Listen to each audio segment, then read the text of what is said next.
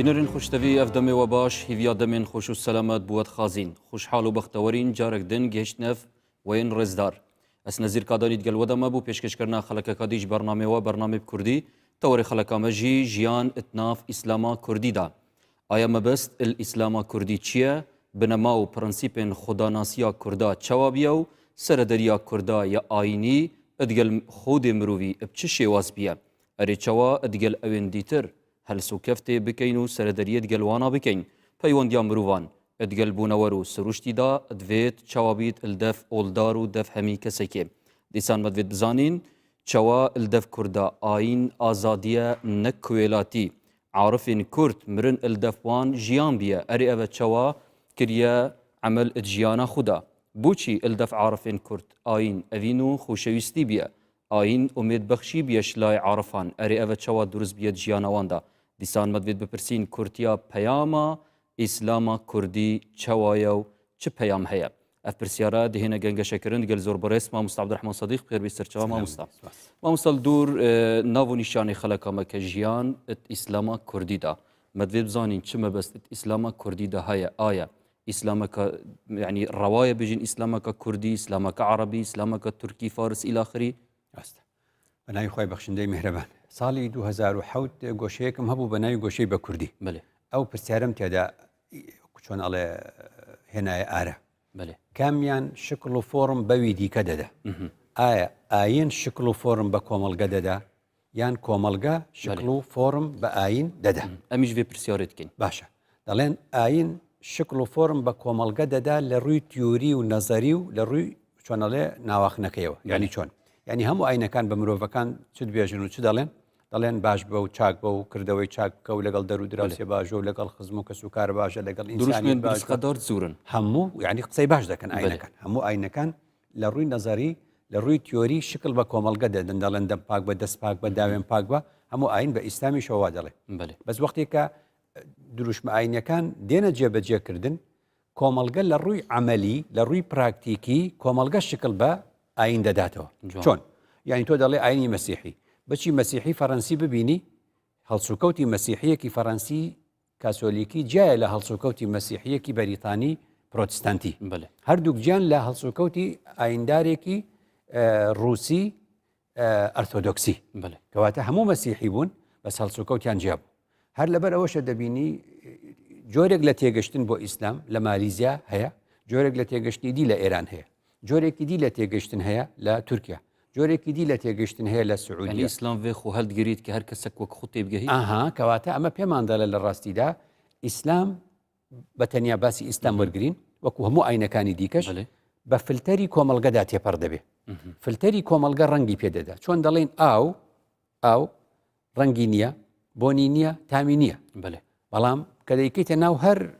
پەرداخێکەوە ڕەنگی چی بوو ئەو ڕەنگە وەردەگرێ لە کاتێکە خۆی ڕەنگی نییە لە ناو سۆر زەرد ساوس هەر ڕەنگێکی تێبکە ئەو ڕەنگە وەردەگرێت کەواتە لێرە هەستم کرد شتێک هەیە بە ناوی فلتەری کوردی ئەو فلتەری کوردیە هەت شتێک بە کوردیە تێپەڕ بێت شتێکی تازە دەردەچێت کە ئەنەهۆ کوردیش وەکو نەتەوەکانی تازە و جوان باش بەڵێ چۆن دەبینی تۆ دەبینی تەماشاکە وەختێکە زۆر شت لە دەرێ دێ بۆ نمونە مارکسیزم لە دەرێ هات وانە بە شێوازێک لە شێوازەکان کە هات بە فلتەری کوردی تێپەڕ بوو ماوەیەک بەو شێوازە دوای فلتەری کوردی ئەوەندە بەهێزە چی لێ کرد لە ئومەمیەتەوە هێنایەوە بۆ نەتەوایەتی جارێکی دیکە فلتەری کوردی ئیسلامی پێداهات ئیسلامی سیاسی هات تێپەڕی سەرەتا هەموو دەیانگوت ینی باسی نەتەوایەتی تێدا نەبوو بە تێپەڕبوونی 20 ساڵ هەموو هاتنەوە سەرچی هاتنەوە سەر ئەوەی کە شکلی کوردی وەرگێ تەسەڕوفات و هەڵسوکەوتەکان شکلی نەتەوەیی وەرگێ تۆ لە نێوان علمانیەک و ئیسلامیەک فەرق ناکەی لەم شێشە نەتەوایەتەکان ئەوە چ بوو هات فلتەری کوردیە دەگۆڕێ یعنی تو دەڵێ مەسەلەن مەولانا خالید سوود لە تەسەوفی نەقشبەندی وەردەگرێت لە هندستان وەختێ دەی کوردێنێ نابێت بە چۆن دەڵێ ئەوەی هندستان دەبێت بە شتێکی دی وەکو دەڵێن خالیدی بە ناوی خۆی مەسەلەن هەموو ئەم بابەتانە مەبەستم چی بوو نەورۆز لە هەموو دنیا باسمان کرد هەیە بەس وەختێ لە فلتەری کوردی تێپەڕە بێت نەورۆزی کوردی تایبەتمەندی دیروکە کوردە مامۆستا ئەرێ گاوێت چەوەیە گاوێژی هەمان حاڵەتە نە ئێستاکە مشکلەیەکمان بۆ دروست دەبێت لە تێگەشتن لە ئاین چونکە هاوردە دەکرێت خۆی ئاین بێلایەنە ئاین لە ئاسمان وەکو ئاوە ڕنگ بۆن تامی نییە وەختێ دێتە ئەرز دەچێتە لای مرۆڤ مرۆڤەکە عەرەب بێ عەرەب دەردەچێت مرۆڤەکە کورد بێ تێگەشتنی کورد دەرەچێت مرۆڤەکە تورک بێ تێگەشتنی تورک دەردەچێت کەواتە قسەکەمان ڕاست بوو ئەلێرەوە بۆ دەرەکەوێ قسەیەکێ لە 2007 لە هەفتەنامەی میدیا نووسیم ئێمە ئیسلامێکی کوردیمان پێویستە بەو تایتڵە ئیسلامی کوردی مەبەستم چییە مەبەستم ئێمەی خەڵکی کوردستان ئەم قورئان و ئەم فەرمودەیە تەماشا دەکەین بە تێگەیشتنی خۆمان ئەگەر بە تێگەیشتنی خەڵکی دی بهێنین ئەوە ئیسلام نییە ئەوە تێگەیشتنی خەڵکی دیکەیە مرۆڤێکی دی لە بیئەیەکی دی ئەو بۆ ئێمە دێت ئەوە قسەی مرۆڤەکەیە قسەی ئیسلام نییە پشتی ئەوە ئەم قسەیە زۆر ئێستا باوێتی من لە 2007 لە هەفتەنامەی میدیا وام گوتووە ئەحمەدی نەژاد لە 2009 کە بۆ خولی دووەم خۆی هەڵبژاردەوە و هەتا 2013 بوو بە سەرۆکی ئێران ئەحمەدی نەژاد دروشمێکی بەرز کردەوە لە 2009 گوتی ئێمە ئیسلامێکی ئێرانیمان دەوێت ئیسلامێک بە تێگەیشتنی ئێرانی کە موسڵمانان لە مەغریب و جەزائیر دەچنە فەڕەنسا بە دیژداشەی عەرەبی دەچێن هەڵسو کەوتی ناشرین دەکەن فەڕەنساوان نییە فەڕەنساش دژی ئیسلامیش نییە بەس دژی ئەو هەڵسو کەوتە نامۆیەیە کە هاتوۆتە ناو فەڕەنسا سارکۆزی نیکۆلا سارکۆزی سەرۆکی فەڕەنسا لە 2011 لە شوبات پشتی 2 ساڵەوەی نەژادیش چی گوتی ئیسلاممان ناوێت لە فەڕەنسا ئیسلامێکی فەڕەنسیمان دەوێت ئیسلام هەیە بەس بە تێگەشتنی بیئەی فەڕەنسی دەمانەوێت بەڵام مەستا تایتڵێکی زۆر بەرچاو هەیە باو هەیە کە بێژتن نەفهمین الدین بفهم السلف الصالح ئەی vê قاعدێ چ لێ بکەین ئەوە سەلەفەکە چییە سەلەفەکە عەرەبە بە فەهمی عەرەبی دەردەچێت ینی بۆ ئەوان تەواو و ڕەوان ئیشکالی ئەو سەلەفە خەڵکی چ منتیقەیە بەشەر کاریگەری هەیە بەسەر تێگەشتنەکەوە وانە ئێستا پێغەمبەر عەلەیهی سەڵات وەسەلام ئەگەر لە کوردستان بەهاتوایە شەرواڵی لە پێ دەکرد ئەو کات شەرواڵ دەیانگوت سونەتەوە نیە لە ئەسکیمە وایە قاپوت و پاڵتۆ و کڵاوی ئەستوری لەبەر دەکرد کەواتە دژداشە لەبەرکردن لە جەزیرەی عەرەبی دین نییە چییە کەلتوری شوێنێکی گەرمە کە سارکۆزی گوتی نیکۆلا لە 2011 ئیسلامێکی فەڕەنسیمان دەوێت یعنی ئیسلامێک بە تێگەشتنی فەڕەنسی بە تێگەشتنی جەزائیر ناتوە لە جەزائیر هاتووی کەیفی خۆتە دەبزان فەڕەنسا چ دەڵێ لە 2000 چۆن دەڵێ 16 ئەمازیغەکان دەناسی لە مەغریبی عەرەبی و ڕۆژئاوای وڵاتانی عەرەبی وەکو منە ئەوانش کێشیان هەیە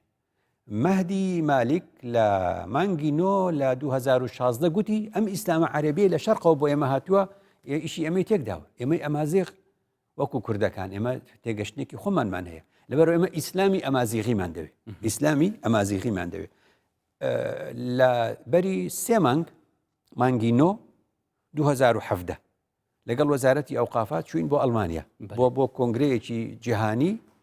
بە ئامادەبوونی 5,000 کەس ئەنتۆنیۆ تاجانی کە ماوە ئێستا سەرۆکی پەرلەمانی ئەوروپیە گوتی بۆ ئەوەی توندڕەوی لە ئەوروپا نەمێنێ ئێمە چمان دەوێت ئیسلامێکی ئەوروپیمان دەوێت یعنی چی ئیسلامی ئەوروپی یعنی ئیسلامێک لە ئەوروپاوە تێبگە لە ئەوروپاوە کەسەکە لە ئەوروپاوە دەقەکانمان بۆشی بکاتەوە کەواتە ئەمامان باتە سەر ئەوەی کە لە جیاتی ئەوەی ئیسلامێکی چۆن دەڵێ تۆ قسە لەسەر نیشتیمانی ئیسلامی بکەی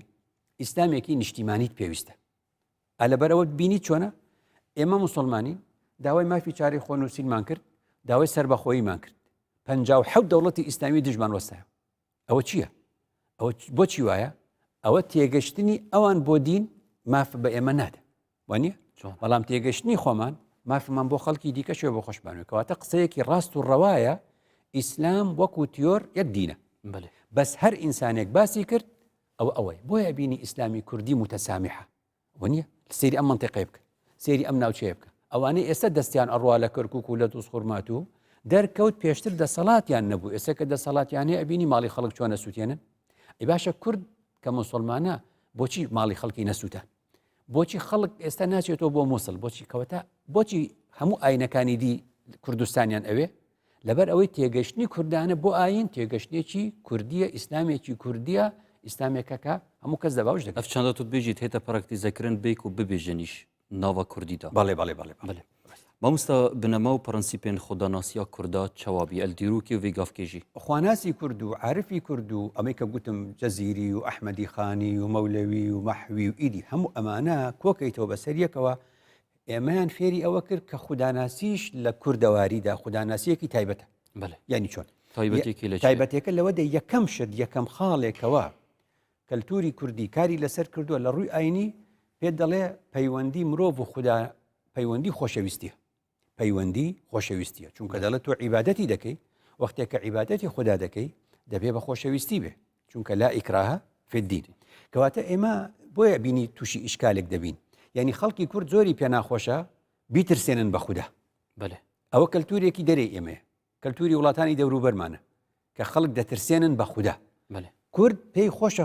کەلتوری کوردی و عیبادەتی کوردی عارفی کورد لەسەر پەیوەندیەکی ڕاستەوخۆ ئیشی کردو کە ئەوش پەیوەندیەکی قورآنی کەستێ دینی شێمە مستەفا ئیایە فەرهەبوو ئەزانم ئەخافۆ تێگەم هەموو ئەمانە تەماشاکێتەوە لە قورآن تەماشاکەی یعنی یەخافونە عەذابەهو لە عەذابەکەی دەترسی لە ذاتی خۆی مەبەستم ئەم پەیوەندیە چت پێ دەڵێ ئەم پەیوەندیە مەراتیبت فێر دەکە مەراتیبی هەندێک کەس خۆشەویستیە لەگەڵ خوددا مەراتیبەکانی خوارەوە دەترسن ئەوانەی 90% وەردەگرن لە قوتابخانە پەیوەندیان لەگەڵ مامۆستا پەیوەندی خۆشەویستیە ناترسن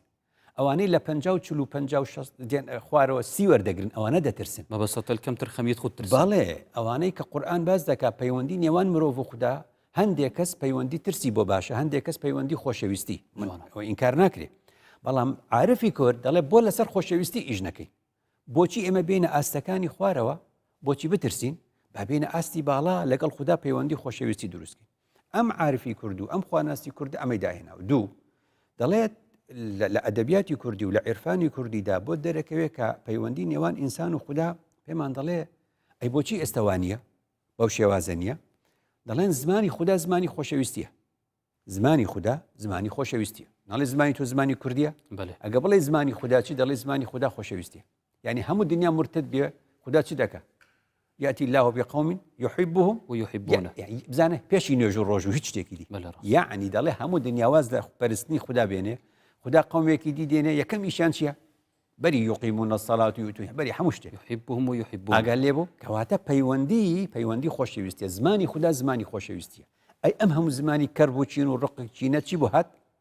أو ترجمة يكي خرابي قصي خداه بله ترجمة يكي خراپی قسەی خوددایە خوددا بە خۆشەویستی قسەی کردووە بەس ئەوانەی دڵیان پڕق و قینە ئەوانەی کە دڵیان ڕەشە بە بەرامبەر بە مرۆڤایەتی دێن قورآن تەفسیر دەکەن کە قورآنیان تەفسیر کرد بە فلتەری ڕەشی دڵی خۆیانەتی ئێپەڕێنن ڕق و قین دروست دەکەن کوشتن دروست دەکەن سەربڕین دروست دەکەن ئەگەر لێ جوێندان بە خەڵک دروست دەکەن تەکفیر دروست دەکەن ئێرهاب دروست دەکەن ئەوە چییە بەڵام ئەوە تێگەشتنێکی دەرەوەی کوردستانە تێگەشتێکی بیرەکەن یعنی عذاب ئەلیم و عذاب شدید و قاتل و قیتال و ئەوەش هەموو هەیە لە قورئاندای ئەوە ئەحکامی دەوڵەتە بۆ دەوڵەت ئەچێتە وەزارەتی دیفاع ئەومان باس کردووە پەیوەندی نێوان ئینسان و خوددا پەیوەندیەکی خۆشەویستیە پەیوەندی نێوان ئینسان و خوددا پەیوەندیەکی خۆشەویستیە دڵێک ئەگەر خۆشەویستی خودای تێدا بێت ئەتوانێت خەڵک سەر بڕێ دڵێک ئەگەر خۆشەویستی خودای تێدا بێت دەتوانێت قسە بە یەکتر بڵێ ئەم قسەیەم بۆ کووردە کورد کە میلەتێکی مسلمانە دەبێ خۆشەویستی لە نێوان خوددا ئەخە کوردێک بۆ ڕقی لە کوردێکی دیکەیە ئەگەر کوردێک ڕقی لە باسی کوردستان دەکەم چونکە کورد لەگەڵ نەتەوەکانی دیکە عیبی نییە کورد بۆ هەموو دنیا باشە کورد بۆ هەموو ئاینەکان و مەزاهیبەکانی تر باشە هیچ عیبت لێ دیوە زۆر باشە بەس دەگەڵ خۆی خراپە کەواتە بینەوە خوداپەرستیە کە کورد دەیکا لەگەڵ یەکدا یعنی کوردێک کە ڕقی لە کوردێکی دیکە بوو ئیدعای ئەوەش کە خۆشەویستی خوددا لە دڵێتی کارێکی غەڵە هەڵی کردووە چونکە مادام خوددا وەکو خۆشەویستی لە دڵی تۆدایە دەبێت یەکترمان خۆش بێ دەبێت پەیوەندیمان لەگەڵێکا پەیوەندی خۆشەویستی بێ ئەم حاڵەتە پێمان دەڵێ مرۆڤ بە بەردەوامی خوددا چاوی لەسەرمانە خوا سوبحانەهو وتەعالە بەردەوام ڕعایەتمان دەکا بەردەوام عنایەتمان دەکا هەندێک دەڵێن ئەو فترەیە کە یعقوب لە ناخۆشیدا بوو خوددا چی دەکرد یعنی بۆ خەمی یعقوبی نەبوو دەڵێن خوددا یوسفی بۆ دروست دەکرد لەو کاتێ خوددا لەو کاتە یوسفی بۆ دروست دەکرد بۆ یعقوب یعنی خوددا هیچ کاتێ دەستی لە ئێمە بەرنەداوە خوددا هیچ کاتێ پەیوەندی لەگەڵ ئێمە نەبەشڕیوە عارفی کورد بە ئێمە دەڵێ پەیوەندی ئێمە لەگەڵ خوددادا پەیوەندیە کە دەبێت قسە لەگەڵ خوددادا بکەین زانی تۆ کورد بە شێوازێکی سەرەکی ڕابردووی خۆی حەزی لە شەو نوێژە کورد حەزی لە خەڵوەتە مستەلەحی خەڵوەتی کوردە نا لە کونە شاخێکە نا لە ماڵی خۆی لە سوچێکی خۆیان شەو نوێژەکە خەڵوەت دەکا لەگەڵ خوددا مناجات دەکا بە زمانی خۆی بە کوردی قسە دەکا داوای تەڵەباتی خۆی هەیە پێداویستەکانی خۆی هەیە یعنی کورد شێوازێکی لە ذکر داهێنا بوو قەدیم کە لەگەڵ خوددا قسەی دەکرد داواکاریەکانی خۆی لە خوددا داوا دەکرد نە بەم شێوازەی کە ئێستاکە هەیە کۆپی ئەکەن و خەڵک ئەموستیلێک لە دەستێکات و ڕقمی لەسەر و ئەژمێرێت ئەوە ذکر نییە ئەوە یاریکردنە بە ذکر ئەو وەکو دەڵێن لە ڕأیتە ئەنەکە بالعیبادەتی تەلعب وە گاڵتەکردنە بە عیبادەت بەدیلەوێ چیە ڕاستە بەدیلی ئەوەیە کە خوددا فەرمووی فإذا فرغت فانصب وإلى ربك فارغب لەگەڵ خوددادا مناجات دەکەی لەگەڵ خوددادا قسە دەکەی بەڵێ دیسان مەمسەمەد بزانین سەردەریا کوردا یا ئۆلی یانکوە ئاینی ئەدگەل خودی مرۆڤان چاوا بووە ئەوەتە بەسی پەیوەندیات ناوبەرە ئینسان و خودی کرد بەڵام دگەل خودی مرۆڤی چه شێوازە ڕاستە ئینسان لە ڕوانگەی قورئانەوە تەماشایکەی هەموو ئینسان بەو معنایە کە یعنی بڵندترین بوونەوەر و بڵندترین هەبووی مەوجودی سەر ڕووی ئەم زەوی لەو گەورەتری تێدا نییە بەڵام تۆ دەبینی جۆرێک لە تێگەشتنی ئاینی ئینسان بچووکە کاتەوە جۆرێک لە تێگەشتنی ئاینی هاوردەکراومان هەیە ئینسان بێقیمەت دەکەن ئینسان بەبێ نرخ تەماشا دەکەن لە کاتێکدا لە ئینسان گەورەتر و مەزنتر لەسەر ڕووی ئەرزدا نییە جوانترین مەخلوقێ کاملترین مەخلوقێ لەسەر ڕووی زەوی خوددا دروستی کرد بێ پێمان دەڵێ ئێوەن لە ئەحسەنی تەقویما دروستم کردوون ئێوە دەتوانن عیمارەتی ئەم ئەرزە بکەن ئەم مەفهومە جوانە ئەوروپا وەری گرتووە خەڵکی ئێمە چ دەڵێ ئینسان هیچ نییە ئینسان زعیفە ئینسان دەمرێ ئینسان وای دەی ئینسانش ئەم بوونەوەری دروست کردووە وانە دوای نەخۆش دەکەوێت دەچێت بۆ ئەوروپا دوای پێویستی بە شتێک دەبێ هەموو لە ئەوروپاینەکە یعنی ئەگەر ئەوروپا شتەکانی خۆی لە ئینسانی ئێمە وەرگێتەوە دەبێت ئێمە لە نازەم لە بە چ وەزعێک بژین ینی بەبستمەوە بوو ئەو تێگەیشتنە لە مرۆڤ لە ڕوانگەی قورئانەوە تەماشاکەی ئیسلام بە ئێمە دەڵێ مەزنترین هەبوویەک لەسەر ڕووی زەوی بریتە لەم ئینسانە خدا لە ڕوانگەی قورئانەوە بە ئێمە دەڵێ ئێوەم بە دوو باڵ دروست کردووە بۆچی بەسکە خشکێ دەڕۆن بۆچی زەحف دەکەن مرۆڤەکان باڵیان هەیە مرۆڤەکان وەنەفەخت فیه من ڕوحی چ معنا دەدەمانەی ئەو دەدا ئەم مرۆڤە توانای بڵندبوونەوەی هەیە توانای بەرزبوونەوەی هەیە بەشێکی ڕوحە بەشێکی دیکەی قوڕە بۆ بە بەشە قوڕەکەی دێتە خوارەوە هەر بۆ خوارەوە دەچێت بۆچی باری خۆی سوک ناکات و بفڕێ بەرز بێتەوە بڵند بێتەوە چێ بە ئاسمانە هەموو ئەمانە لە ڕاستیدا پێمان دەڵێ عارفانی کورد بەمەیان گوتووە چۆن دەڵێ لە بێژنگدانی نەفس یعنی چی دەڵێ پێمانیان گوتووە ئێوە زوو خۆتان لە بێژنگ بدەن شتی زیادە لە خۆتان بکەنەوە کۆمەڵێک شتی زیادەتان بە خۆتانەوە قرس کردووە باری خۆتان قرس کردووە خۆتان بەنەوعێک لێ بکەن بێژنێک بریتیل چ مامۆستا چەوە خۆ بێژینگ بکەن ینی زۆر ئینسانی ئەم سەردەما ڕەنگە باسی بکەین لە ئەڵلقەی داهاتوو لە کاتێکی تردا ئینسانی ئەم سەردەمە لە نێو زۆری شتەکان داون بووە خۆی بار کردووە لە کۆمەڵێک شتی زۆر ژنە خۆ تەماشاکەی هەموو دنیاش چی پێ دەڵێ لە ڕووی زانستی دەڵێ خۆت شۆرت لیستکە لیستەکە تۆزە کورت کەرەوە ئەم هەموو شتانە چییە کە پێ وایە زۆر شتێ پێ وایە پێداویستی و کەمالیاتە ئینسان ون بۆ تایدا ئینسان ون بووە لە نێو دنیادا بەڵام مانای نابێ دنیا تەرکە بانای چییە کۆمەڵشتی زیادەی لە خۆی بەستووە بۆیە لە ڕوانگە قورئانێکەوە گەر تەماشاکەی پێمان دەڵێ خۆت بۆ لە سژن ناوە خۆت بۆچی بند کردووە تۆ لە کاتێکا دەتوانی بڵند بیتەوە دەتوانی بەرز بیتەوە بله الدنيا سجن المؤمن وجنة الكافر ما مستأفجي چه مفهوم دیگه اما اوي لباسي مردن ابي واسي بكين بله زور باش ما مستعد سامد ببرسين اري چوا اديل اوين ديتر هل سو كفتي بكين يعني كسك بيت ندقل ما بيت جواز بيت قال ما چوا مستردري دقلوي هبيتن اما لكردواريا زور بيوستي من بيتي يعني اما لكردواريا جوازي لقال خلش ديكا قبول دكين لقال خمان قبول ماني حزب لقال حزب ناتبايا مسلمان لقال مسلمان ناتبايا او چ معنى هي كيشت كري دامو كيش اللي بيدايا كابي بزانن او خداي هم ماني دروس كردو بايمي قلت حقيقتي مطلق لا كستني شي اتواني ادعابك لدواي بيغمبر والله حقيقتي مطلق لا من فهمي مطلق لا والله بارودوخ هركس ادعاء حقيقة يوم مطلق بخوي اما كنورسي برحمة بيفرموي بلي انا على حق بلي من لسر حق مالي أنا على الحق من لسر همو حق أو مشكلة كي هركس همو حقي بأخوي برد دنيا همو ويران دبي داعش تيا داعش نموذجك نمونيك قوتي همو حق للاي منه بلي إيه كواتت تشبونا حقي للاي منه توي سر دبره كواتت داعش لكردستان نية بس فكري داعش هي من همو جادلهم فكري داعش هي لكردستان هركا شون دزاني هي هركس داعش فكرة ما ترسي ما مساعد فكرة هذه تشيبين كواتا أبي أما تشاكين بله دەبێ بترسین تۆ لە تۆ ئەگەر دزێک ببینی تۆ پیاوکوژێ ببینی خەبەری لێ نادەی جوانە ئەی ئەگەر کەسێکت بینی گوتی بەس من لەسەر حەقم و ئەگەر دەستم بڕوە هەموو ئەو خەڵکە دەکوژم ئەو دەوێت بخرێتە بەندیخانەوە ئەو داعشە داعشی فکرە ئەو کەسەی کە پێی وایە تەنها دنیا ڕەش و سپیە قیامەت ڕەش و سپیە قیامەت باسی ڕەش و سپیە لە دنیا لەون زۆرە ڕنگ زۆرە لە نێوان ئەو ڕەنگەی کە تۆ دەیبینی لە تیشکی ڕۆژ دەبینی شت فێر دەبیکە فرەی هەیە لەبەرەوە یەکەم شت زۆر گرنگە کە خوددا بە ئێمەی گوت بۆی پەیوەندیمان لەگەڵ یەکا باش بێ حەقی مطلق لە لای کەس نییە بەێ حەقی مطلق لە لای کەسمان نییە پێی گوتین ئەم شتە لە ئاخرەتەوە بۆتان دەردەکەوێت هەروەها پێی گوتین وەکو مەولانا لە مەسنەویە ئەڵێ چەند کەسێکی نابینا بێنی فیلیان هێنا دەستیان لێ داوتیان ئەممان بۆ تعریف ئەوەی دەستی لە مۆز و لە لوتیدا گوتی ئەوە شتێکی وایە و دەستی لە کلکیدا لەوێ وەسفیکە و دەستی لە پشتیدا لەوێ و دەستی لە قاچیدا کە نابینا بوو ئینسان هەر بەشێک دەبینێ ئەو بەشە وەسف دەکە بەڵام هەموو وێنەکەی بە کامیلی بە تەواوەتی نەبینیوە کەواتە هەمووشمان لە دنیادا هیچمان وێنەکە بە کامیلی نابینین هیچمان تەفسیری ڕاستەقینێ ئاەتێکمان لەلا نییە هیچمان تەفسیری حەقیقی ئەگەر لامان وایە بۆ 5,000 تەفسیر هەیە ئەگەر لامان وایە بۆ 6 سیحا هەیە و بۆچی ئەوەندە حەدیث هەیە و بۆ ئەوەندە شەرحی هەیە فرەینیەت تێگەهشتنێدا و باشە بەس کامی ڕاستە کامی مطلقە و ئەموتی سفرکە شافعی ڕاستە و هەر سێ مەزەبەکەی تر فڕێدا ئەتوانی وا بکەی بۆ ناتوانی چونکە حەق وەکو چۆن دەڵێ جزئیە هەر بەشەی لەلایەکە ئەمڕۆ پێویستیت پێی نە بەیانی پێویستیت پێی دەبێتەوە کەواتە دەبێ ئەوەی کە لە بیرکاری پێی دەڵێن ئەوە ڕاستە و ئەوە هەڵەیە لە دینە ئەوە وانە لە دینە ئەویش فەهمە ئەویش فەهمە ئەویش تێگەیشتنە ئەویش تێگەیشتنە دوجار ئەمە دەچێتە لای پەرلەمان لە لای لیجان لە پەرلەمان کامی بوو بە یاسا ئەوە بۆ هەمومان دەبێ هەتا بەری ئەوەی یاسابێ هەموو کەس ئازادە هەرچی دەڵێ بۆ خۆی دەڵێ لەبەرەوە پەیوەندیەکانمان لەگەڵ یەکتردا پێمان دەڵێ ئینسانت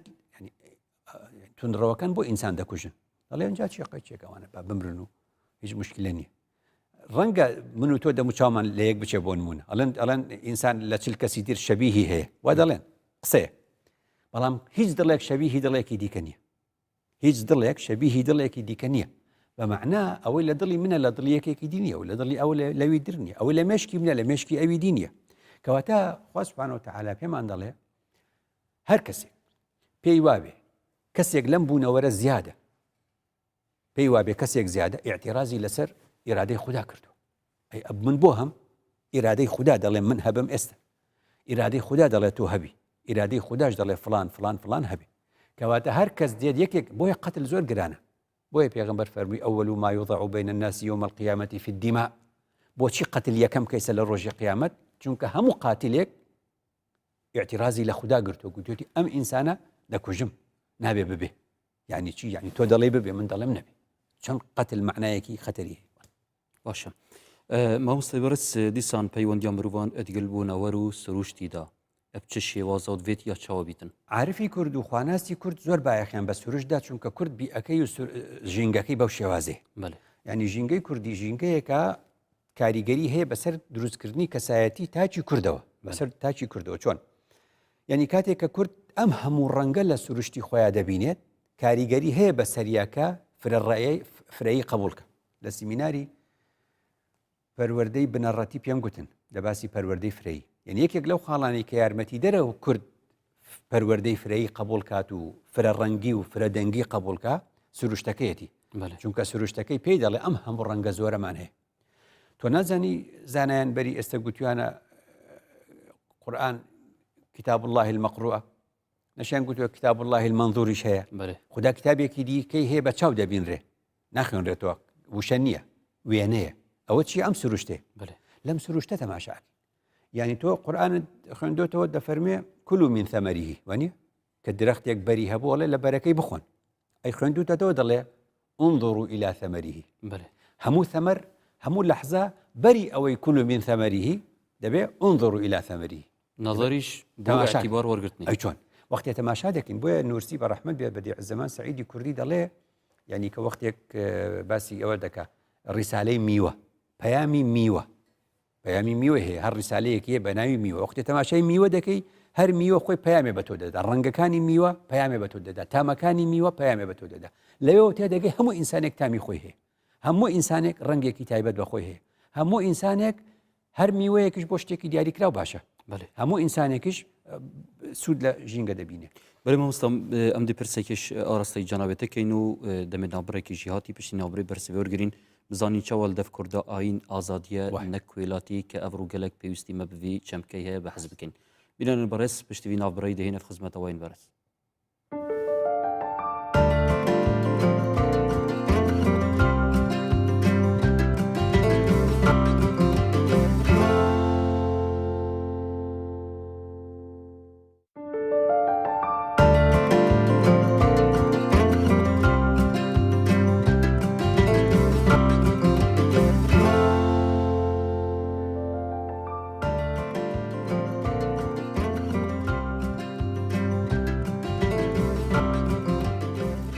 خۆشتەوانن خۆشتەوی پێشی ناوبڕێ بە بەحسا مژارێکی کرد ئەو ژی ئەvەیە بزانین چەوە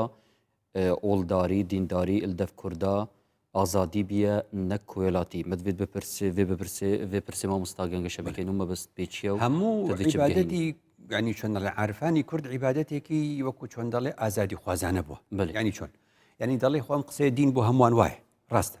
لە ڕوە سەرێکیەکەیەوە تەماشاکەی زوو ئەو بابەتەم بە کوردی و بە عەرەبی نووسیوە گوتومە مثلا خوا لە قورئانە فەرموویەتی هەر کەسێکی بە هەڵە کوشت چ کۆی لە یەک ڕزگار کە وانە بووە یعنی ئەمە یعنی چ معنای هەیە معنای وایە تۆ ئینسانێک بە هەڵە خەڵک یەکێکی کوشت چۆن ئێمە ژیان بکەینەوە بەبەری ئەوە مەفروض وایە کاتێک خوا لێمان خۆش بێ ژیان بکەینەوە بەبەری مردوو نابێ بەری ینی ئەوەی یەکسانە بەمە چییە دەڵێ بچۆ ئازادی بدە بە کۆیلەیەک ئازادی بدە بە کۆیلەیەک ڕزگاری کە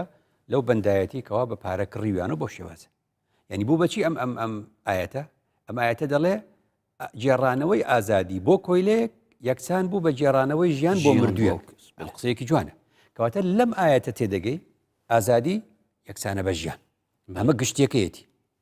ئەمە گشتێکەیەتی بەس وەختێک کە تۆ ئەم فەهمە لە ناو کووردا دەبینی شێوازی عیبادەتی کوردەواری شێوازی هەڵسوکەوتی کوردەواری وەکو گوتم جاری تریش ینی شێوازێکی عارفیە ینی چۆن ینی خوددا دەناسێ کورد بە یەکێک دەڵێ فڵانە کەس خوا ناناسی ئەگەر ئیشێکی خراپ بکە ئەگەر ئینسانەکە زۆر باش بێ پێی دەڵێ خواناسە خواناسیش بە عەرەبی پێی دەڵێن عارف العارف بالله ینی خوددا ناسە ناسینی خوددا لە چۆ دەردەکەوێت لەم ئازادیە ینی هەمیشە دەبینی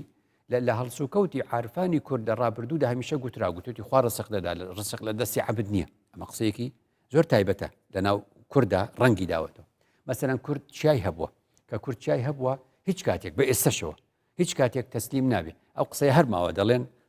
چیاکان تاقە دۆستی کوردەکانن یعنی معنای چییە مانای وایە تۆ لە هەر شوێنێکدا ئازادیت لێ زەوت کرا لە جاتی ئەوەی ڕازی بی بەو زەلیلیە و لە بەردەستی ئەو بیت نایکی دەچتۆ چییە مانای چییە مانای وایە کورد بە تەبیعەتی خۆی واجا عەبدوڕەحمان کەواکبی بە ڕەحمەت بێ کاتی خۆی کە ئومەلقوڕا و ئەوانەی نووسیەوە لە ساڵەکانی 20 ئەوانە ئەویش کە باسی شتێک دەکا باسی ئەوە دەکا لە کتێبەکانیە کە 20 ئەوان نوێنەر دێنێ نوێنەری عەرەب ئەوەیە نوێنەری ئەوەیە نوێنەری ئەوەیە نوێنەری ئەوەیە نوێنەری کوردان نوێنەری کوردان لەو ئەنجومەنە خەیاڵیە کە دروستێک عەبدوڕەحمانی کەواکبی نوێنەری کوردان چۆن وەسف دەکات دەڵێ نوێنەری کوردان نوێنەری چایە نوێنەری ئازادیە نوێنەری کوردان هەمیشە ینی ڕەهەندە بیرکاری و ماتماتیکی و زانستیەکەشی پێداوە ئەمە ئەوەمان پێ دەڵێ بۆیە لە سەردەمانی زووشەوە تەماشایان تێگەشتنی کورد لە ئاین لە ئازادیەوە سەرچاوە دەگرێت کە لە ئازادیەوە سەرچاوی گرت تێگەشتنی کورد بۆ دین تێگەشتێکی عەقلانیە یعنی چی عەقلانی یعنی هەزار نەسی بخەیتە بەردەست کورد هەر لێ دەکۆڵێتەوە هەر دەڵێت چۆن کورد هەر دەڵێت چۆن بۆچی وایە کورد تەسلیم نابێ ئەوەی کەوا قسەیەکی قەدیم هەیە ئەڵێ کەلمەیتی بەینە یەدەی الغاسل ئەگەر شێخەکەت گوتی ماس ڕەشە بڵێ ڕەشە هیچ مناقەشە مەکە من قال لما ما ئەفلح من قال لما مفلح نابی و ناجح نابی دەڵێن ئەگەر بڵێ بۆچی مەڵێ بۆچی چیان پێگوت جێبەجێکە کوردواناکە کورد هەر دەڵێ بۆ خۆت دەبینی برادێرت هەیە کەست هەیە وانە مناقەشات دەکە دەڵێ ئەو ئاەتە وایە دەڵێ بۆ وای لەبەر چی وایە سروشتی هەمی مرۆڤێکی نیە مامۆستا نە سروشتی هەموو مرۆڤێک نییە ئەگەر تەماشای عەرەبستان بکەیت هەموویان تەسلیم دەبن دەڵێ قالە فڵان لە کتابی فڵان کورد دەڵێ اینجا با کتابی فڵان ئەمیش تا ڕێژەکە زۆر ڕوبەڕووی چەندی نەبووینە و توش نەبووینە بە ئێگوتم ئەوە هەوردێ بەڵاتەی بۆی پێویستمان بە ئیسلامی کوردیە یعنی چی ئیسلامی کوردی وەکو گوتم یعنی ئیسلامیەک ئیسلام نییە دێ ئەبوو بەکر بەغدادی دەیخوێنێتەوە ئەوەی لێ دەردەچێت مامۆستا مەلا عەبدولکەریمی مدەڕیس دەیخوێنێتەوە ئەوەی لێ دەردەچێت 101 ساڵ تەمەنی مامۆستا مەلا عەبدولکەریم ئەرە قەت جۆ لە مامۆستا مەلا عەبدولکەریم بووە بڵێ خەڵک بکوژن بڵێ خەڵک سەر بڕن بڵێ خەڵک بکەن بە کۆیلە بڵێ سەبایە هەیە خۆ لە قورئانەکەشا دیوێتی بەس تەفسیری تری بۆی هەبووە تێگەشتنی تری بۆی هەبووە ئەوە ڕابردوو ئەوە ئێستایە ئەوە فڵانە مەبەستم چی بوو مەبەستم ئەوە بوو کە ئازادی لای کورد دینە دین ئازادیە ئازادی دینە لەوەشەوە ئازایەتی بۆ پەیدا بووە لەوەشەوە عەقلانیەتی بۆ پەیدا بووە پرسیارەکە هەر کەسێک بیەوێ دینداریەک نەمەتێکی دینداری بەسەر کووردا فەرزکا بڵێ هەر وایە و فڵان کتێبوتی ناجح نابێ قەت ئیلا کورد بە قەناعەت نەبێ قەت شت وەرناگرێت ئەوەش نیشانەی ئەوەیە کورد بە ئازادی ژیاو بەمسەتە بەحسا عارفین کورد کرد مەجید وێتن بپرسین عارفین کورد مرن ئەلدەفوان ژیان بیە ئەریچەوە ئەف چەندە هەجییانە خوددا ئەمە زۆر زێکری ماوە ئەمە زۆر وازیحە بە تایبەت لای عارفی کورد و لای خواناسی کورد مامۆستا بەدیع زەمان سەعیدی کوردی زۆری لەسەر ڕۆیشتووە لەسەر ئەم بابەتە مەولەوی زۆری لەسەر ڕۆیشتووە مەلای جزیری زۆر بە جوانی باسی کردووە هەموو ئەمانە کۆکەیتەوە لەگەڵیەکە شتێکمان پێ دەڵێ ئەسڵەن لە دنیا شتێک نییە بە نێوی مردن خەڵک چەند لە مردن دەترسێ ئێمە مردن جوان ناکەین بس خدا دەفەرمێ الذي خلق الموت والحياة أي بۆ خلق الحياة والموت خەڵک سێری دنیا دەکات دەڵێەوە خەڵک دەژێ ئەو حیاتە خەڵک دەڵێ ژیان ئەڵێ دنیا ژیان و مردنە یعنی ئێستا دەژی پشتیەوە دەمری واناڵێ خدا واناڵێ خدا دەڵێ دنیا چییە مردن و ژیان یعنی مردن هەبوو ئەو کات کە نەبووی مردبووی ئەو کات کە نەبووی مردبووی ئێستا دەژی ئەی ئەم مردنامە هیچ نییە ئەمە نەقڵ دەبی بۆ جیهانێکی تر بۆ نەبڕاوە بۆ هەتایی باسی قیامەت ئەم چەمکە بۆیە بۆ تەمای ئەوەی کە عارفی کورد سەردەمانێک لە نێو کووردا خەڵکیان بردبێ بۆ گۆڕستان بە شمشاڵ و بەدەف بردووانە ئەو قسەی کە گوتت پێغەمبەر دەفەرمێ الدنیا سجن المؤمن وجنة الكافر ئەو قسەی نەتگوت ئێستا وتم ئەوە شوێنەکەیەتی ئەوە بۆچی بە شمشاڵ و بەدەف لە کوردەواری سەردەمانی بەری 200-300 ساڵ خەڵک ئەوە براوە بۆ گۆڕستان گوتوانە لە بەندیخانە دەرچوو مەحوی دەڵێ ئەمە محنەتخانەیە لە دار الامتحان تۆ لە ئیمتیحان دەرچتە دەرەوە شتێکی خۆشە بە سەربەرزی لە ئیمتیحان بیتە دەر و وەرەقە تەسلیمکەی دەبێ بگریە یا دڵت خۆشوێ دەبێت دڵت خۆشوێ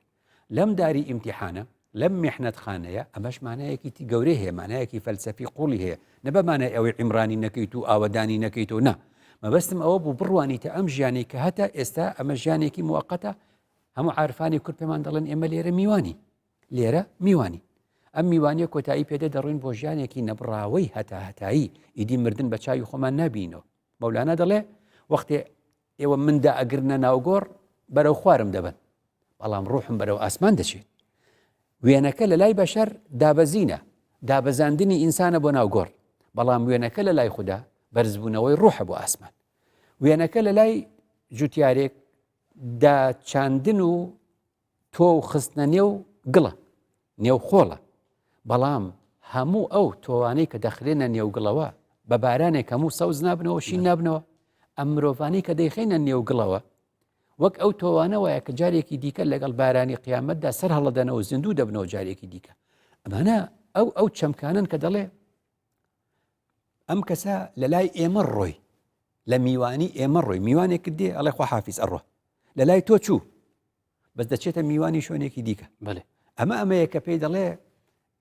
هەتا و ئێوارە کە ئاوا دەبێت تیشکی خۆر ڕۆژ ئێواران کە ئاوا دەبێ لە لای ئێمە مرد لە لای ئێمە چوو وانە لە نیوەی گۆی زەوی دیکە هەڵدێتەوە بەس لە لای ئێمە مرد لەوێ زیندوو بووە لە لای ئەوان پشتی 12 سەعات بۆ نمونە دەمرێ نامێنێ بەڵام لە لای ئێمە سەر هەڵدەداتەوە جارێکی دیکە ئەمانە ئەو تێگەشتانن کە لە ڕاستیدا دەڵێن ئەوەی خوددا بناسێ نامرێ یعنی چی یعنی ئەوەی خوددا بناسێ بەمانای ڕاستەقینە دەزانێ ژیان بە قووەتە یا مردن ژیان بە قووەت چونکە ئەسمائی حوسنا بەدیع زەمان سەعیدی کوردی دەڵێت درەوشانەوەکانی ناوەکانی خوددا ڕەنگەداتەوە لەسەر شتەکانی ژیان چۆن دەڵێ خوددا دەمرێ نا ناوی خوددا هەیە مەیت بێ نا سبحان الحي الذي لا يموت خوددا ناوی چییە الحي وایە کەواتە هەموو حیات بۆ بە قوترە لە مردن بۆچی ژیان بە بەردەوامی گرنگە و ژیان قەت زەلیل نابێ بەدەستی مردنەوە هەر ژیان بەهێزترا چونکە ژیان قووەتی خۆی لە ناوی ئیسمی الحەی خوددا وەردەگری ماما باتەوە سەر ئەو حاڵەتەی کە ئەم حاڵەتە دڵمان زۆر خۆش دەکات باوەڕبوون بە ڕۆژی دوایی یەکێکە لە پەیامەکانی بەدیع زەمان سەعیدی کوردی پەیامی ئاخرەت زۆر گرنگە دڵی زۆرێک لەو کەسانە یعنی ئینسانانی کە بڕوایان بە زیندوو بوونەوە ڕۆژی دوایی هەیە دڵیان خۆش دەبێت یعنی ئینسانێک لە دنیادا نەخۆشێ بێ و چاوەڕوانی مردن بێت و بڵێن تۆ چاک نابیتەوە ئەمانە خەڵک بە چاوێکی زۆر یعنی چۆنەڵێ ناومێدانە تەماشای دەکەن بەس تۆ تەماشای مەولەوی بکە تەماشای مەولەوی خۆمان بکە یعنی کەوت بێ پشتی شکا بێ چاوی نابینا بوو بێ ئەم بەرخاتوونی خێزانی وەفاتی کرد بێ وانە کەچی ئەڵێ دیدەنی دیدار کەوت ئەو قیامەت دیدەنی دیدار کەوت ئەو قیامەت یعنی چی بەمعنە پێمان دەڵێ یعنی ئەڵێ هێشتا من ناومێد نیم هێشتا دڵم ناخۆش نییە ئەو دیدەنی و ئەو دیداری کە ئەبەوە لە دنیا بمان بێ بە لە دەستزانی چاوەکانم تازە ناتان بینمەوە یا بە مردنی تۆ ناتبینمەوە شوێنێکەیە لەوێ یەک دەبین و ئەف دروشمی مامۆستا ئەو بەحستکەن کە مرن دەفوان ژیانە ئایا سەرچاوی وێ ئاخفتنێ وێ چەندێژی ڤەناگریتن کە بژنێ تەناسخ الأرواح کە فکرەکەیە نەبوویان مەسیحیەتێ کە بنووسان دەما مر من هیچ شتە ژیانە کە لە خێکی دیکەدا نازانم من بەس قورئانم گوت قورئان سەرچاوی وێ ناگریت ئاخفتنەوە نازانم من دەزانم لە قورئان قسە بکەم ئەو علمم بە علومانە نییە بەس دەزانم قورئان وا دەڵێ قورئان دەڵێ زیندووبوونەوە هەیە ڕۆژی دوایی هەیە ئەمەی کە مەوتیش مەخلووقە خەلق مەوتیش مەخلووقە وەکو مردن زیندووبوونەوە هەیە و ڕۆژی دوایی هەیە و ئینسانەکان دەبێت ناومێد نەبن بەێ دیسان مامۆستا بەدەوێت بزانین بۆچی ئلدەف عارفین کورد ئاین ئەڤین و خۆشەویستی بیە نەک کەربووکین و حقد و حەسادەت بیل باشە زۆر باشە تۆ کۆمپانیایەک تەیە کۆمپانیاکەی تۆ ئەو جۆرە پەرداخانەی دروست کردووە ئەو پەرداخانەی کە مادام لە کۆمپانیای خۆتە بۆ تۆ هەموو وەکو یەک وایە یا بە مانایەکی تر بە باوکێک دەڵێن ئەڵێ منداڵەکانت کامیت خۆش دەوێت ئەڵێ بۆ من هەمووی وەکو یەک وایە منداڵی خۆ من هەموو وەکیە خۆش دەوێت دەڵێن لە کتێبخانەکەی خۆدا چ کتێبێک ئەڵێ کتێب هەمووی کتێبی خۆمە هەم کتێبانە هەمووی بەمە بەس کڕیومە هەموو خۆش دەوێت ولله المثل الأعلى نمونەی بڵند بۆ خوددایە چێ هەیە لەسەر ئەم ڕووی زەمینە بە مەفهومی ئێمەی ئیماندار چێ هەیە خوددا دروستی نەکردوێ ئینسانێکم بۆ بێنە خوددا دروستی نەکردوێ یەکێکی تر دروستی کردوێ شتی وا هەیە بە مەفهومی خالق و کولی شەی باشە کەوابوو من بۆیە هەموو خەڵکم خۆش دەوێت هەموو خەڵکم خۆش دەوێت چونکە هەموو خراپەکانەوە بەڵێ خۆشەویستیم بۆ تۆ بەرزکردنەوەی لەو ئاستە خراپەکان چییە عنصر أخاك ظالما أو مظلوما چۆن بوو قد علمنا زانیمان برا مەزلومەکەمان چۆن سەرخین ئەی زاڵمەکە چۆن سەرخین منعی بکە لە زوڵم ئەو بوو بە سەرخستن خۆشەویستی من بۆ ئینسانی بێباوەڕ چییە هەوڵدانە بۆ هیدایەتی هەوڵدانە بۆ ئەوەی کە ئەوەی قەناعەتم پێێتی پێی بڵێم بەڵام بە زۆر نە تێیگەێنم پێی بڵێم وایە کەواتە تۆ حەز دەکەی لە تونندڕەوترین ئینسان بپرسی دەڵێ کاکە تۆ بەزمە چێ ناوتە تۆ ئەڵێم ئینسانە نابێ ئاوا بکەن ئەڵەکە بۆ بکەن بۆ بکەن ئەڵێ بۆی بچنە بەهەشت نەچەند دۆزەخ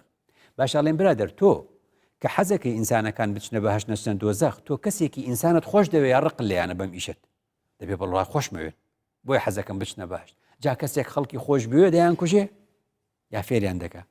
بینی چۆنە یعنی ئەم چەمکانە هەمووی گۆڕاوە بزانە ئێمە چیمان بۆ هاتووە بزانە ئێمە چەند ئیسلامێکی عنیفمان بۆ هاتووە ئیسلامیەک ئیسلامە بەس تێگەیشتێکمان بۆ هاتووە لەم کتێبە جۆرا و جۆرانی دەوروبەرمانەوە ئەگەر لێ عناوینێکی جیاوازی داوە خدا ئێمەی دروست کرد فەرمووی الرحمن علم القرآن خلق الإنسان خدا ناوی ئێمەی نا ئینسان وایە ئیدی ئەم کتێبانەی تر هات بە ئەو سونیە شیعەیە کوردە شافعیە نازانم چییە ئەوەیە کۆمەڵێک ناونیشان چەمکەت ناف کورداژی دی زاڵنی نەمامۆستا من ئەوەم مشکلەی منە ئەوە منی کوشتووە ئەمە هەمووی هاوردەکراوە قەدیم تێگەشتنی کوردانە لە ئاین سێری تۆی دەکرد وەکو مرۆڤ عارفی کورد سێری تۆی دەکرد وەکو مرۆڤ بۆیە عارفی کورد و کورد دەستیان نەچۆتە کوشتن لە نێو کووردا مەزهبێکت نەدۆزیوە تۆ لە ڕوانگەی ئاینی بڵێ ئەوانی دیکە بکوژن هەر لەبەر ئەوەیە هەرچی ئاین هەیە لە کوردستانە جێگەی بۆتەوە یعنی خەڵک بەهاءالله ئەوتە بەهائیەکان لە ئەوقافن وانە دەڵێن بەهاءالله ئێمە هاتووە لە کوردستان خۆی شاردۆتەوە کاتێکە لە شوێنەکانی ترویستوانە بیکوژن ئەگەر لێ هەر ئەمەیەکە هەمیشە باسی دەکەم یعنی ئەمەی کە تۆ باسی دەکەی ئەوە تێگەیشتنی هاوردەکراوە وای لێ کردوین ئەبێ ئەمە ڕاستکەینەوە ئەبێ ئەم تێگەشتانە فڕێبین بچینەوە سەر تێگەشتنە کوردەکەی خۆمان تێگەشتنی کوردی خۆمان دەڵێن مادام هەموو ئینسانێک خوددا دروستی کردووە لەبەر خاتری ئەو خوددایە من خۆشم دەوێت دەڵێن ئەقل لەسەر بیر و بۆچوونی تۆ نییە دەڵێن من حەزەکەم لەسەر بیر و بۆچوونی من بێ پێی دەڵێن ئەی ئەگەر نەهات هیچ مشکلم نییە خوددا هێناوێتی خوددا دەیباتەوە ئەمە هەمووی لەسەر ئەوەیە کە عارفی کورد پرۆژەیەکی هەبوو بەبێ ئەوەی ناوی لێ بنێ پرۆژەی عارفی کورد پرۆژەی خۆشەویستی بووە پرۆژەی من تۆم خۆشەوێ تۆ منت خۆشەوێ ئەو ئەوی خۆشەوێ ئەو ئەوانی دیکەی خۆشەوێ سروشتمان خۆشەوێ ئەرێکاکەم عارفی کووردا خۆ لە جرفانی خۆی دەری نێناوە لە لای پێغەمبەر وەریگرت چی لە ئێمە سەرەکەوتە سەر ئەم چیایە لەسەر چایەک لەسەر هەڵگوردانیشە و لەسەر هەر چۆن دەڵێ چایەکی کوردستان دانیشێ وانە بەڵێ من ئەم چایە شعوری هەیە ئەم چایە هەستی هەیە ئەم چایە خۆشمان دەوێ و خۆشی دەوێن نەیفەرموو هذا أحد يحبنا ونحبه نحبه ئاسایە تۆ چای وڵاتی خۆت سپی ڕێزت خۆش دەوێت بەڵام گرنگ ئەوەیە سپی ڕێز توێ خۆش بێ ئەوە گرنگەکە لەوێ ئەمە چۆن دروست دەبێ ئەمە پەیوەندیەکی زۆر خۆشە لەگەڵ سروشدا دروستی دەکە عارفی کورد فێری ئێمەی کردووە فێری ئەوەی ئێمەی کردکە لەزەتێک بە ژیان بین مانایەکی جوان بە ژیان ببەخشین ژیان ئاوەدان کەینەوە خۆشەویستی هەموو ژیانمان بۆ ئاوەدان نکاتەوە دەڵێ ئەوانەی کە لە دین تێگەشتون بە شێوازە ڕۆتینەکەی بە شێوازە چۆن دەڵێ ڕووکەشەکەی ئەرە توەک بە دوای لولو ئەگەڕی مەولەوی دەڵێ بە دوای لولو دەگەڕی دەبێ بچیتە قوڵایی دەریاکان لەوێ هەیە لە کەناری دەریاکان بەس کەفی دەریا هەیە هیچ نییە خەڵک لە دین بەس کەفی دینی وەرگرتووە کەف و کوڵی دینی وەرگرتووە بکوژە و ببڕە ئەگەر لێ بەڵام زۆر شتێ بە خۆشەویستی چارەسەرەکری دین بە خۆشەویستی چارەسەرەکرێت لەبەرەوە ڕەنگە مرۆڤەکان بە توندی بیان بینی تۆ کورد جۆزی هەیە عەرەب خوڕمای هەیە کورد جۆزی هەیە جۆز چۆنە دەرەوەی ڕقە بەس ناوەوەی نەرمە کەواتە ژینگەی خۆمان پێمان دەڵێ مرۆڤە بەرگ ڕقەکانش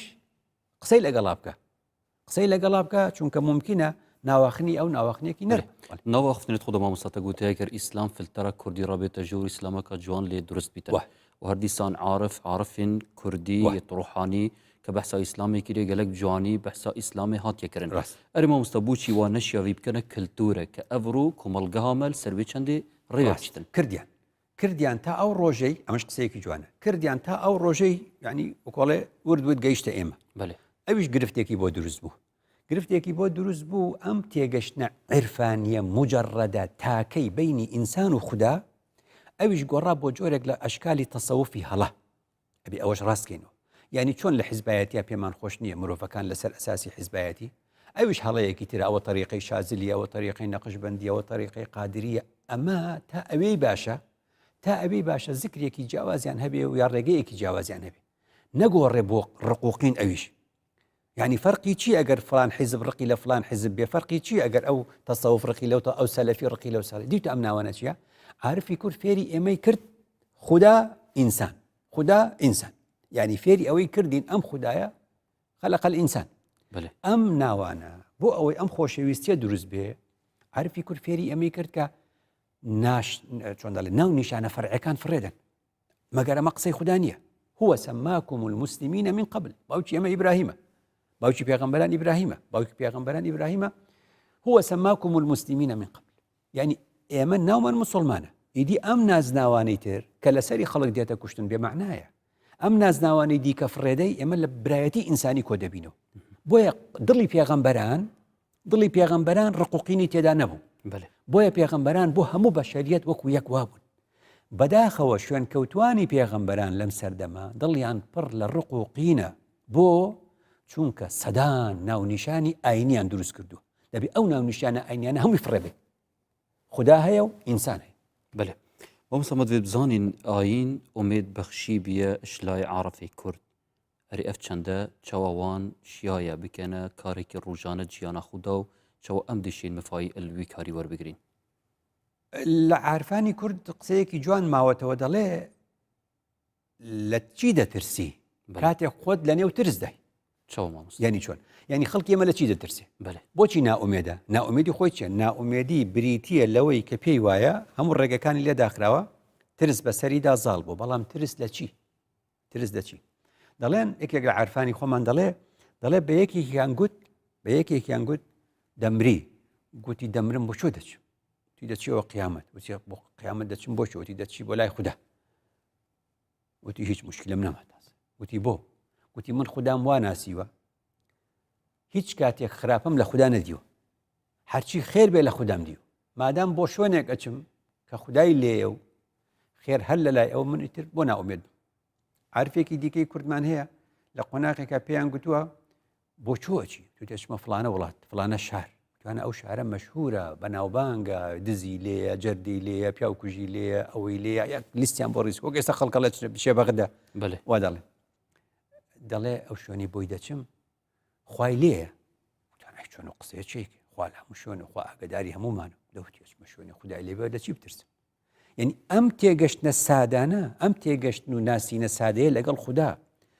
چەند چاکترە لەو تێگەشتنەی کەوا کابرا هاتووە بە نەزەری صفاتی خوا وایە ئەسمائی وایە ئەوەی وایە ئولوهیەت وایە ڕوبوبیەت وایە دەیان کتێبی لەسەر خوێندوێتەوە عیلمی بە خوددا هەیە یەک تەقەبێ ڕوحێکی هەڵدێ و ڕاکە ئەبینی ئیماندارەکان چۆن یعنی ئەمە باس لەوەیە کە نالی مەحوی بێسارانی مەلای جزیری مەولانە کە حەفدەی 12 ینی حەفدەی 12 1273 حەفدەی 12 یادی وەفاتی 800 ساڵە و ئەوەندەی مەولانایە چ دەڵێ دەڵێ کە من دەمرم نامرم من انتقال دەکەم من نەقل دەم دەچمە حیاتێکی ئەبدی قۆناغێکی بۆ قۆناغی بۆ قۆناغی ماڵێک بۆ ماڵێکی دیکە دەچم ئەمانە هەمووی ئومێد بە ئینسان دەدا کاکە ئینسان لە شوێنێک دەچێت بۆ کارێک دەڵێن چییە ینی بۆچی وە بە ئومێدەوە دەچی دەڵێ من فڵانە کەس دەناسم ئیشەکەم بۆ جێبەجێ دەکەم کاکە ئەوەی خوددا بناسێ لە چی دەترسێ ئەوەی خوددا بناسێ ئەبێ ئومێدی هەبێ بۆیە إنه لا ييأس من روح الله إلا القوم الكافرون يعني بۆچی جۆرێک لە کوفر هاتە ناومێدی یەکسانە بە کوفر چونکە ئومێد یەکسانە بە خواناسی مامۆستاگەر بەحسا کورتیا پەیامên ئیسلاما کوردی بکەین چ پەیامێک ناودە هەیە ئەم دێ وان پەیاما چاوە ئاڕستەی بینەری خۆکەین یەکەم خاڵکە لە پەیامەکانی ئیسلامی کوردیدا بۆمان مابێتەوە ئەوەیە کە مرۆڤ لەگەڵ خوددا پەیوەندی ڕاستەو خۆی هەیە تۆ سێری ئەگە تەماشاکە پیرەمێرد و پیرەژنەکان ئەوانەی بەتەمەن باوا بڵێن دان عەمرو بەتەمەنەکان ببینە لە وڵاتی خۆت لە شاری خۆت ببینە تەماشایانکە لە تەنیشتانە و لە مزگەوت دانیشە لە شوێنێک دانیشە نەزانن گویان لێ بگرن بزانێت چی دەڵێنەوە و عەرەبی نازانن دوعایەکی وا جوان دەکەن بۆ ئینسانیەت جوان لێ بگرێت لەمە دو ئەگەر نەتکردو لەمە دوای جواب خدایە ئاوا بکەیت و خدایە ئومەتی محەممەدە ڕەحمی پێ بکەیت و خدایە حاڵی ئێمە چاکەیت و خدایە حاڵی ئینسان چاکەیت و خدایە ڕەحمیمە یعنی سێرەکەی هەندێک جار ئەگەی لە خۆی نییە بۆ خۆی دوعایەک بۆ خۆی ناکە ئەوەندە خەمی لای خەڵکە ئەوەندە بەشەریەتی لەلا گرنگە یعنی ئەم عیبارەتی خوای ڕەحم بە ئومەتی محەممەدکەی من هەر لە دان عەمرەکان و لە بەتەمەنەکانم بیستووە خەڵکی ئێستا بەس دوعا بۆ خۆیەکە کچەکەم ناجح بێ کوڕەکەم ناجح بێ خەریکە بڵێم وەکو ئەعرابیەکەی لێ هات كوتي اللهم ارحمني ومحمدا ولا ترحم معنا أحدا خويا بس رحم بمن محمد بك دي خلقي تربخو شاوي درهات وادي بيغمبر فرمي لقد حجرت واسعة بكردي